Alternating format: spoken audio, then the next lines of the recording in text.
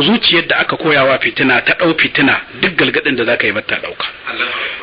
Wa ayyu qalbin ankaraha nukita fihi nuqtatun bayda, duk kuma zuciyar da aka gaya mata fitinar karshen zamani abinda ba a sani ba an zo da shi ta yi gardama za ta mata dugo hori hatta tasiru ala qalbaini, sai fitina ta zamanto a duniya bisa zukata biyu, wasu zukata bakake wasu zukata farare.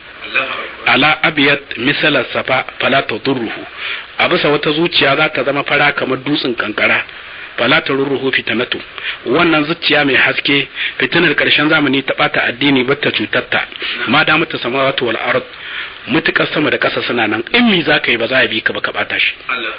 Wal akru dayan kuwa asawadu, zuciya ce baka murbadan mai toka kalkuzu mukubiya, kaman gurguleti da ya gashe yayi baki.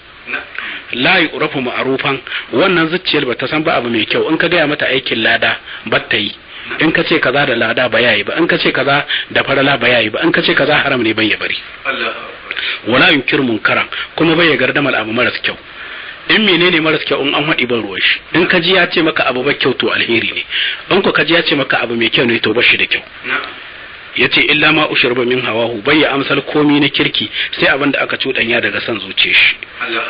To haka zukatan mutanen ƙarshen zamani suke.